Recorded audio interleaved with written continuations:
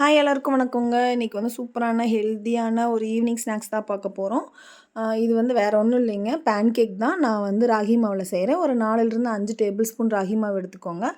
அது கூட தேவையான அளவு உப்பு, கொக்கோ பவுடர் வந்துட்டு ஒரு 1 1/4 டேபிள் ஸ்பூன், அதுக்கப்புறம் பேக்கிங் பவுடர் ஆட் பண்ணியிருக்கேன். இது வந்து ஆப்ஷனல் தான், நீங்கள் வேணும்னா சேர்த்திக்கலாம், இல்லைன்னா வேணாம். ஸ்வீட்னஸ்க்கு வந்து பார்த்திங்கன்னா நான் ஒரு 2 டேபிள் ஸ்பூன் வந்து நாட்டு சக்கரை ஆட் பண்ணியிருக்கேன்.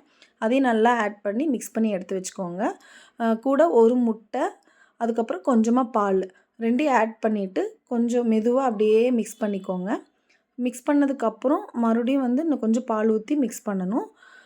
ஒரே டைமாக விட்டீங்க அப்படின்னா ரொம்ப தண்ணியாட்டம் வந்துருச்சுன்னா நம்மளுக்கு அந்த கன்சிஸ்டன்சி மாறிடுச்சுன்னா கரெக்டான இது கிடைக்காதுங்க பேன் கேக்கு.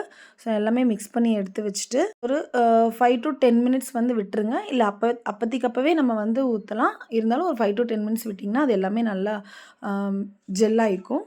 அதுக்கப்புறம் ஒரு பேன் வச்சுட்டு ஒரு 1 டேபிள் ஸ்பூன் இல்லைன்னா 1/2 டேபிள் ஸ்பூன் வந்து நெய் விட்டுக்கலாம்.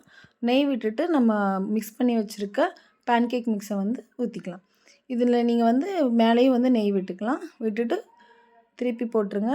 ஒரு சூப்பரான ஒரு ஈவினிங் ஸ்நாக்ஸுங்க இது.